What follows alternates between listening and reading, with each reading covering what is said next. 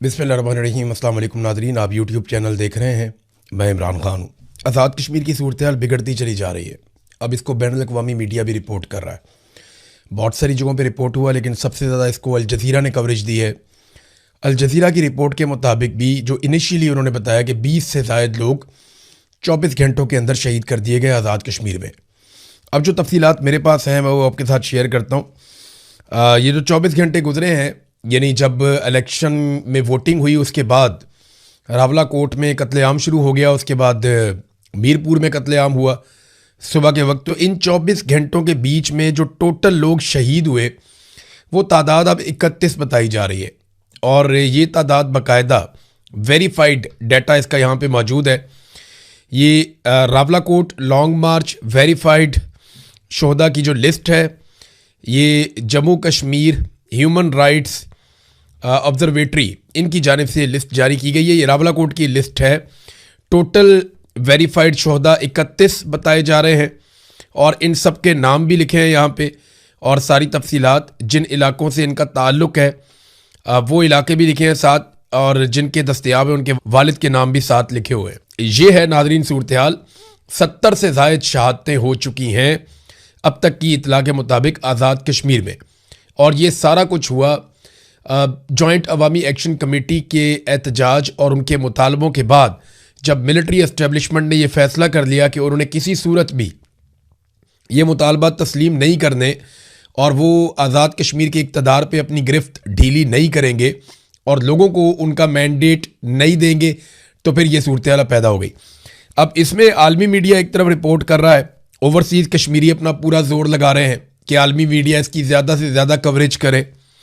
बरतानवी MPs भी कुछ बोले हैं, कुछ और आलमी आवाज़ें उठना शुरू हो गई हैं। ह्यूमन राइट्स की तंजीमें आवाज़ उठा रही हैं। एमनेस्टी इंटरनेशनल ने इसके ऊपर अपना एक स्टेटमेंट जारी किया है और बाकी तंजीमें इस सारे मामले को देख रही हैं। जबकि ओवरसीज़ पाकिस्तानी या ओवरसीज़ कश्मीरी वो बड़े पैमाने पर एक एहतजाज की तैयारी कर रहे हैं बरतानिया में। और अब ये भी सुनने में आ रहा है कि वो अक़वाम मुत्तहिदा के दफ्तर के बाहर भी एहतजाज करेंगे, और अभी एहतजाजों का सिलसिला शुरू हो गया है। यानी ये वो कश्मीरी हैं जो पहले भारत के ख़िलाफ़ एहतजाज किया करते थे जब भारत मज़ालिम करता था मकबूजा कश्मीर में, और अब सूरत हाल ये है कि वही कश्मीरी एहतजाज कर रहे हैं पाकिस्तानी एस्टेब्लिशमेंट के ख़िलाफ़, क्योंकि वो अब जुल्म कर रहे हैं आज़ाद कश्मीर में। अच्छा नाज़रीन, जो सूरत हाल बिगड़ रही है ना, उसकी एक जो सबसे बड़ी और खौफनाक वजह है वो ये है कि लोग मुंतशिर नहीं होते। आज़ाद कश्मीर में जब गोली चलती है, लोगों को शहीद किया जाता है, लोग ज़ख्मी होते हैं, तो मुज़ाहिरीन अपने ज़ख्मियों को उठाते हैं, अपने शोहदा को उठाते हैं और फिर इकट्ठे होकर आगे बढ़ जाते हैं। ये ऐसी खौफनाक सूरत हाल है कि लोग मुंतशिर नहीं हो रहे, जिसका सामना बार बार सिक्योरिटी फोर्सेस को करना पड़ रहा है। और ये दो तरफा फायरिंग के वाक़यात नहीं है, ज़्यादातर वाक़यात इस तरह के हैं कि अवाम को मुंतशिर करने के लिए फायरिंग की जाती है। ज़्यादातर वाक़यात जो हैं वो दो तरफा फायरिंग की नहीं। इक्का दुक्का वाक़यात ऐसे रिपोर्ट हुए हैं जहाँ पे दूसरी तरफ भी, क्योंकि कश्मीरियों के हर घर के अंदर वहाँ पे असला मौजूद है, जब आप किसी के घर वालों को मारते हैं या उनको ज़ख्मी करते हैं तो बाज़ लोग रिएक्ट कर जाते हैं, ये होता है। और बाज़ लोग जो हैं वो जज्बाती होते हैं, वो उस तरह का रिएक्शन देते हैं जिस तरह की उनकी सारी ज़िंदगी ट्रेनिंग हुई है। तो ये इक्का दुक्का वाक़यात ऐसे होते हैं, लेकिन ओवरऑल जॉइंट अवामी एक्शन कमेटी ने इस बात को यकीनी बनाने की पूरी कोशिश की है कि उनकी जानिब से कोई मुसल्लह तसादुम ना हो, बल्कि वो बार बार ऐलान करते हैं कि कोई भी शख्स हथियार अपने साथ ना लेकर आए। हालांकि मीडिया में बहुत ज़्यादा ये प्रोपेगेंडा किया गया, बहुत ज़्यादा खबरें चलाई गई कि एक बंदा हमने पकड़ लिया मुसल्ला, और वो बंदा ये बताता है जनाब के हमें इनाम का ऐलान दिया गया था कि जितने बंदे मारोगे सिक्योरिटी फोर्सेस के उतना इनाम मिलेगा। ऐसी कोई चीज़ नहीं है, हमने तो ऐसी सुनी भी नहीं। जॉइंट अवामी एक्शन कमेटी वालों से हम बात करते हैं, वो ना तो एंटी पाकिस्तान है, ना वो कोई इंडिया के एजेंट है, ना वो कोई पाकिस्तान के दुश्मन है।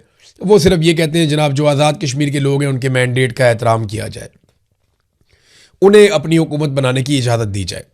ये तरीकाकार गलत है कि एक सेक्टर कमांडर ऑफिस में बैठ के एक ऑफिसर फैसला कर लेता है कि जनाब हम बताएंगे कि आज़ाद कश्मीर में हुकूमत कैसे बनानी है और क्यों बनानी है और किसकी हुकूमत बनानी है, फिर उसको कैसे चलाना है।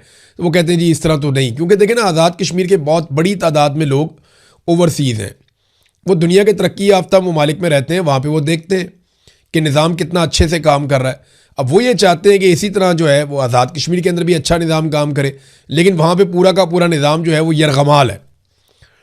इस वजह से ये ऑब्वियस है कि एक रिएक्शन आना था और वो रिएक्शन आया और वो आप देख रहे हैं। अब लोग भागते नहीं हैं, वो अपनी लाशें उठाते हैं, जख्मियों को उठाते हैं और दोबारा इकट्ठे होकर आगे बढ़ जाते हैं। ये सिलसिला अगर ऐसे ही चलता रहा ना तो इस बात का बहुत बड़ा खतरा है कि लाशें गिरने की तादाद बहुत बढ़ जाएगी और ज़्यादा लोग शहीद हो जाएंगे। वफाकी वज़रा बड़े अजीबोगरीब बयान दे रहे हैं। यानी मैं हैरान होता हूँ कि वो जलती आग को बुझाने की बजाय, फायर फाइटिंग करने की बजाय, हुकूमत में बैठे हुए वज़रा वो जलती पे तेल डाल रहे हैं। कोई कहता है जी कि ये भारत के एजेंडे पे हैं, ये गद्दार हैं, ये उनके साथी हैं। कोई वज़ीर कहता है कि जी हमारे जो ट्रेंड किए हुए मुजाहिदीन हैं वही वापस हमारे गले पड़ गए, वो हमसे अब लड़ रहे हैं। एक तो इसके अंदर एक बड़ा एतराफ़ है कि भारत के अंदर जो मुजाहिदीन लड़ते थे उन्हें पाकिस्तान की फ़ौज ट्रेंड करती थी, और ये पाकिस्तान के वज़रा ये एतराफ़ कर रहे हैं कि जनाब हमारे ही ट्रेंड किए हुए मुजाहिदीन वापस हमें पड़ गए हैं। अब ये इस तरह के जो गैर जिम्मेदाराना स्टेटमेंट हैं उनसे तो जल्दी पे तेल डलेगा और वहाँ पे आग लगाई जा रही है। लोग पीछे हटने को तैयार नहीं है, वो अपने प्यारों को दफनाने के बाद फिर आगे बढ़ने की बात कर रहे हैं। एस्टेब्लिशमेंट के जो टाउट सहाफ़ी हैं वो अब ये पैगामात दे रहे हैं एस्टेब्लिशमेंट की जानिब से, यानी डाक लेकर आते हैं। वो ये बताते हैं कि जनाब एस्टेब्लिशमेंट ने ये फैसला कर लिया है कि समझौता नहीं करेंगे, मार डालेंगे, सजा दी जाएगी। देखिए ये वो सहाफ़ी तो अपने मुंह से ये कहते हैं जनाब देखें तो हम तो खबरें दे रहे हैं, हमें तो जनाब अंदर से सोर्स से पता चलता है कि मार दिया जाएगा, कत्ल कर दिया जाएगा, तबाह कर दिया जाएगा, बर्बाद कर दिया जाएगा, कोई नरमी नहीं होगी, बहुत सख्ती की जाएगी, हार्ड स्टेट कर दी जाएगी, इंच कर देंगे तो उंट कर देंगे। नहीं, ये खबर नहीं है। ये वो धमकियां हैं जो जर्नैल अपने मुंह से नहीं लगा सकते।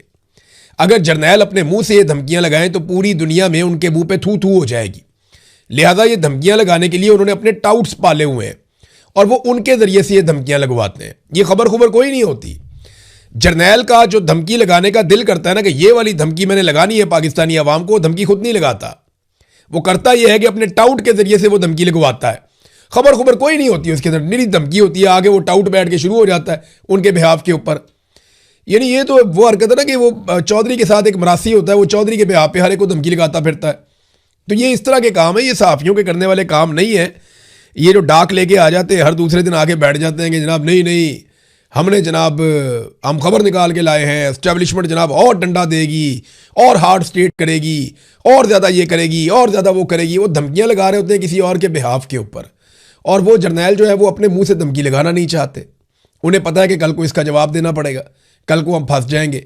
और कल को अगर इस बंदे को पकड़ के इसकी किच्ची मरोड़ के इससे पूछने के बता भी किसने तुझे कहा था कि ये वाली धमकी लगा, तो ये नाम भी नहीं ले सकेगा किसने मुझे कहा था, और अगर नाम लेगा भी तो कोई मानेगा भी नहीं इसकी बात।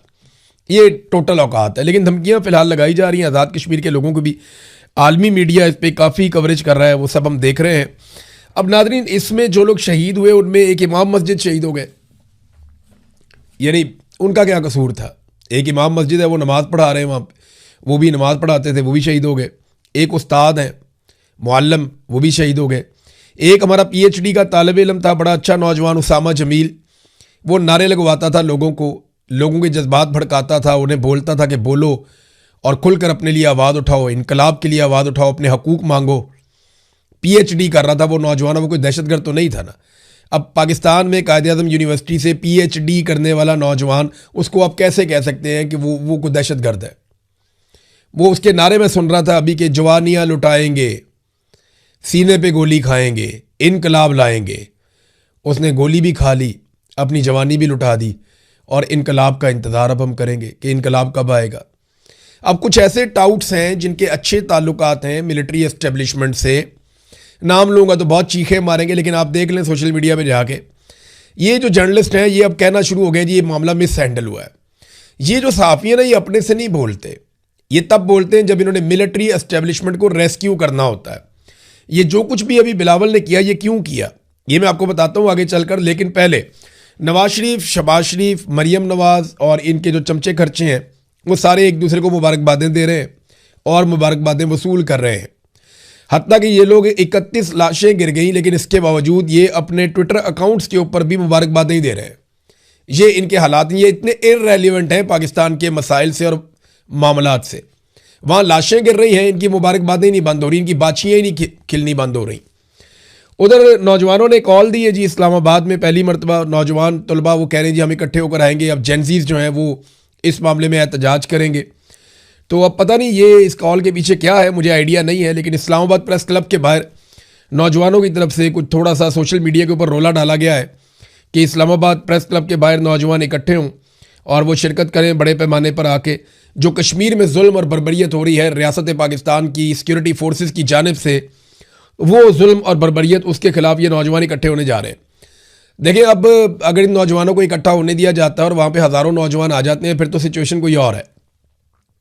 इस पर एनालिसिस मैं तभी करूँगा जब मैं नौजवानों की शक्लें देखूँगा, मुझे पता चलेगा कि इनको भिजवाया किसने, किस तंजीम से इनका ताल्लुक है, ये खुद से निकल कर आ गए हैं, ये इनको यहाँ पे लाया गया है, ये तो हमें पता चलेगा बाद में। लेकिन अच्छी बात है अगर नौजवानों को निकलने के लिए एक प्लेटफॉर्म मुहैया हो रहा है और वो निकल कर निहत्ते कश्मीरियों के लिए आवाज़ उठा सकते हैं या मजलूम कश्मीरियों के हक़ में आवाज़ उठा सकते हैं, तो ये बड़ी अच्छी बात है। इस पर फिर हम अपना जो तज्जिया है, जब तक वो एहतजाज नहीं कर लेते तब तक के लिए महफूज रखते हैं, फिर हम देखेंगे कि क्या सूरत हाल है। नाज़रीन, भारत में एक पुलिस वाले को सिर्फ इसलिए मुअत्तल किया गया कि उसने कलाशनकोव का, या उसकी जो SMG गन थी, शॉर्ट मशीन गन बंदूक जो थी, उसने वो राइफल उठा के नौजवानों की तरफ तान दी थी। तो एक पुलिस वाले को सिर्फ इसलिए मुअत्तल कर दिया कि तुमने रियल राइफल जिससे आदमी मर जाता है उसको तुमने तलबा की तरफ तान दिया था। पुलिस वाला मुअत्तल, इधर गोलियां मार रहे हैं, PhD का स्टूडेंट मार दिया। एक एयरफोर्स का ऑफिसर है, उसके वालिद भी शहीद हो गए। एयरफोर्स के ऑफिसर हैं मुबैना तौर पे, और सोशल मीडिया पे उनकी तस्वीर भी चल रही हैं और क्लेम किया जा रहा है कि उनके वालिद का भी इंतकाल हो गया, उन्हें भी सिक्योरिटी फोर्सेस ने गोली मार दी। ये सूरत हाल है आज़ाद कश्मीर में। तो भारत में सिर्फ बंदूक तानने पर पुलिस वाला मुअत्तल हो गया और इधर गोलियां मार रहे हैं सरेआम, पूछने वाला कोई नहीं है। जब वो कहते हैं जनाब हमें इस खून का हिसाब दें, कहते हैं जी इसके ऊपर तो बात ही नहीं हो सकती, हम तो इसे मानते नहीं, हम इन लाशों को लाशें ही नहीं मानते। ये बिलावल ने क्या गेम किया है नाज़रीन, इसके बारे में मैं आपको बता देता हूँ। पिछले वीलॉग में मैंने थोड़ा सा तस्करा किया ज़रूर था, लेकिन अब मैं आपको इसकी सारी तफसील बताने वाला हूँ। बिलावल को और नवाज शरीफ को पहले बता दिया गया था कि आप में से एक को हुकूमत मिलेगी गिलगित बल्तिस्तान में और दूसरे को हम हुकूमत बनाकर देंगे आज़ाद कश्मीर में। ये इन्हें पहले से पता था, बंदर बांट इनकी पहले ही हो चुकी है। जिस तरह 2024 के इलेक्शन से 15 दिन पहले ये फैसले हो चुके थे, मौलाना फजलुर रहमान साहब ने ये बताया भी, और मौलाना फजलुर रहमान साहब ने ये बात जावेद हाशमी को भी बताई थी कि 2024 में जो इलेक्शन हुआ था फरवरी में, उससे पहले सीटें बांट दी गई थी। फैसले हो गए थे कि पीपल्स पार्टी को क्या मिलेगा और PMLN को क्या मिलेगा। इसी तरह इन दोनों इलेक्शनों से पहले भी ये फैसला हो गया था कि गिलगित बल्तिस्तान में पीपल्स पार्टी को दिया जाएगा और कश्मीर में नवाज शरीफ को दिया जाएगा। लेकिन आपने नूरा कुश्ती भरपूर अंदाज में करनी है। अब कश्मीर में जब लाशें गिरी हैं ना, तो उनसे तवज्जो हटाने के लिए मीडिया को कोई और बात तो देनी थी जिस पे मीडिया प्रोग्राम कर सके। तो फौरी तौर पे बिलावल जरदारी को लॉन्च किया गया और बिलावल जरदारी ने PMLN के ऊपर अटैक कर दिया और बिला वजह का अटैक कर दिया जनाब कि रियासत ने ये कर दिया, रियासत की डेफिनेशन का भी नहीं पता इसको। अब टीवी चैनल के अंदर गोंगलों में मट्टी झाड़ रहे आगे, जी मैंने एस्टेब्लिशमेंट को नहीं कहा था, मैं तो रियासत पाकिस्तान की बात कर रहा था। भाई तुम हुकूमत का हिस्सा हो, you are part of this, तो आप जिम्मेदारी से कैसे भाग सकते हैं। दूसरा, जो रियासत आज़ाद कश्मीर है उसमें तो हुकूमत ही तुम्हारी है, वहाँ तो सारा किया धरा ही तुम्हारा है। तुम्ही ने कलदम किया उन्हें, तुम्ही ने उन पर पाबंदियाँ लगाई, तुम्ही ने उनके सरों के ऊपर इनाम रखे, तुम्ही ने सिक्योरिटी फोर्सेस को बाकायदा बुलवाया, वहाँ से लेटर्स लिख लिख के जनाब और सिक्योरिटी फोर्सेस चाहिए और भिजवाएं। ये सारा कुछ तुम्ही ने किया ना। अब तुम दूसरों के खातों में नहीं डाल सकते, लोगों को बेवकूफ़ नहीं बना सकते। ये किया इसलिए गया कि टॉक शोज़ में कश्मीर को ज़रूर डिस्कस किया जाना था। वहाँ पे देखें और लगभग 31 लोग शहीद हो गए 24 घंटे में। आपको बात करनी पड़ती है, ऐसा नहीं है कि आप बात नहीं कर सकते। मीडिया की क्रेडिबिलिटी फारिग हो जाती है। तो बिलावल ने मीडिया को बात करने के लिए मौका दिया। ठीक है, आप आज़ाद कश्मीर पे बात करें तो आप पीपल्स पार्टी और PMLN की लड़ाई करवा दें, आप इस नूरा कुश्ती के ऊपर बातचीत कर लें, आपको बातचीत करने के लिए कोई टॉपिक मिल जाएगा। और सारे मीडिया ने अल्हम्दुलिल्लाह इसी पे बात की है। कोई मीडिया लाशों के गिरने की बात नहीं कर रहा, कोई मीडिया नहीं बता रहा किस तरीके से कत्लेआम हुआ, बल्कि वज़रा इसको जस्टिफाई कर रहे हैं। तो बिलावल को इसीलिए लॉन्च किया गया था। मरियम ने कहा, मैं बिलावल को समझाना चाहती हूँ कि इलेक्शन का फैसला रियासत नहीं अवाम करते हैं। अवाम का फैसला माना था तुम लोगों ने, 17 सीटों से इक़्तिदार में आकर बैठ गए फॉर्म 47 लेकर।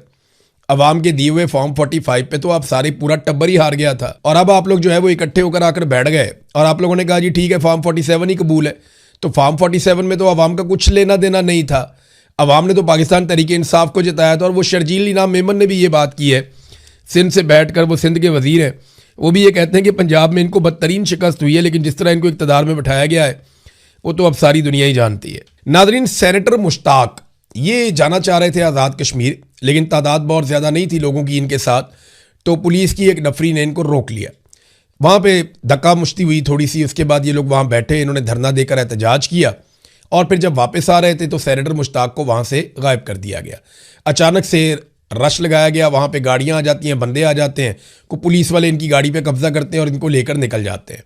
उसके बाद से जब मैं ये वीलॉग रिकॉर्ड कर रहा हूँ तो अब तक तो सेनेटर मुश्ताक साहब का कुछ पता नहीं है। हो सकता है आने वाले चंद घंटों में आइडिया हो जाए कि उन्हें गिरफ्तार किया गया है या गायब कर दिया गया है, तो ये सूरत क्लियर हो जाएगी। याद रहे सेनेटर मुश्ताक को जो है वो इसराइल ने भी पकड़ लिया था 2 मरतबा। ये गए थे एहतजाज करने के लिए फ्रीडम फ्लोटेला के मिशन के साथ, लेकिन वहाँ पे इन्हें गिरफ्तार कर लिया गया था। नाज़रीन, बलूचिस्तान की सूरत हाल मैं आपको बार बार बताता रहता हूँ। अभी फिर सिचुएशन आप देख लीजिए कि 11 अफराद को मज़ीद खुजदार से अगवा कर लिया गया है बलूचिस्तान में, और बारखान में पुलिस के एक DSP को शहीद कर दिया गया है, जबकि उनके साथ कई और साथियों को ज़ख्मी कर दिया गया है। तो बलूचिस्तान के हालात बिल्कुल भी सरकार के कंट्रोल में नहीं आ रहे, जबकि जो चीज़ें कंट्रोल होनी चाहिए वो भी ये कंट्रोल नहीं करना चाहते। यानी पेट्रोलियम मसनूआत की कीमतें आलमी मंडी में 17 से 18% तक कम हो गई हैं। 17 से 18% तक कम होने का मतलब है कि पाकिस्तान की सरकार अगर लेवी वगैरह को कम ना भी करे, टैक्सीज वगैरह को कम ना भी करे, तो फिर भी इस वक्त 60 से 70 रुपए का रिलीफ आवाम को दिया जा सकता है। लेकिन जब कीमत बढ़ानी होती है तो रोज़ाना की बुनियाद पे 10 रुपये, 20 रुपये, 30 रुपये बढ़ा देते हैं, लेकिन जब कम होनी होती है तो कोशिश करते हैं कि आखिरी दम तक कम ना की जाए। जितना ज़्यादा लोगों की जेबों से पैसा नचोड़ा जा सके वो पैसा नचोड़ा जाए। लिहाजा इसीलिए अभी तक पेट्रोलियम मसनूआत की कीमतें कम नहीं की जा रही, बल्कि थोड़ी थोड़ी करके लगातार बढ़ाई जा रही हैं। मुराद सईद ने एक वार्निंग जारी की है, वार्निंग मैं आपको पढ़ के सुना देता हूँ। उन्होंने कहा जी, इमरान खान की हुकूमत गिराकर 3 साल इमरान खान को बदतरीन कैद में डालकर पाकिस्तान के चप्पे चप्पे में जो आग लगा दी गई है, कोयटा से कश्मीर तक, इस्लामाबाद से मुरीद के तक, जैसे अपने लोगों पर इन्हीं की हिफाजत के लिए मुहैया की गई बंदूकों से, उन्हीं के पैसों से खरीदी गई गोलियों से, उन्हीं का खून बहाकर उन्हीं के देश को लहूलुहान किया जा रहा है। जैसे खैबर पख्तूनख्वा से बलूचिस्तान तक को अपने मकासद के हुसूल के लिए आग के दहाने पर पहुंचा दिया गया है। यह सिर्फ और सिर्फ इस बात की तस्दीक करता है कि रजीम चेंज की साजिश सिर्फ इमरान खान को हटाने की साजिश नहीं थी, यह मुल्क तोड़ने का सौदा था। आसिम मुनीर और इसके मातहत टोले ने पाकिस्तान को जिस आग में झोंक दिया है, पाकिस्तानी कौम को फैसला करना होगा कि हमने एक एक करके अपनी बारी का इंतज़ार करना है या एक ही बार और मुत्तहिद होकर इस अफरियत से निजात के लिए तकोदो करनी है। शायद हमारे पास ऐसा करने के लिए ज़्यादा वक्त ना बचा हो, ये मुराद सईद ने कहा। तो नाज़रीन, ये बात आप अपने जहन में रखें कि ये इतनी बड़ी बला बन गई है एस्टेब्लिशमेंट कि इसे अवाम का खून पीने की आदत पड़ गई है। जितना खून आप इनको देते रहेंगे ना, ये पीते रहेंगे और उतनी ताकतवर होती जाएगी ये बला। फिर इसको मारने के लिए आपको ज़्यादा खून देना पड़ेगा, ज़्यादा कुर्बानी देनी पड़ेगी। आज अगर आप इस लड़ाई को नीयत के साथ लड़ेंगे, देखें आफ्ताब इकबाल साहब ने एक बात की है, उनकी बात को फेंका नहीं जा सकता। कोई उम्मीद नहीं है इमरान खान साहब के जेल से बाहर आने की। ये रजीम, आसिम मुनीर, ये कभी भी इमरान खान को बाहर नहीं आने देंगे और कभी उनको जिंदा नहीं छोड़ेंगे। ये बात मेरी आप याद रखिएगा। ये मेरी असेसमेंट भी है, मेरा अंदाज़ा भी है, और जो हालात वाक़यात देख रहा हूँ उसके मुताबिक समझ भी यही आ रही है। जो इस्तिस्ना लेते फिर रहे हों, एक्सटेंशंस लेते फिर रहे हों, जिन्होंने पूरी दुनिया में हर चीज़ का सौदा कर लिया हो, जिन्होंने डोनाल्ड ट्रंप के सामने हर चीज़ त्याग दी हो, वो कभी आपको लगता है कि इमरान खान को छोड़ेंगे जिसके लिए उन्होंने हर चीज़ अपनी कुर्बान कर दी? वो कभी नहीं छोड़ेंगे। इमरान खान को छुड़वाना पड़ेगा।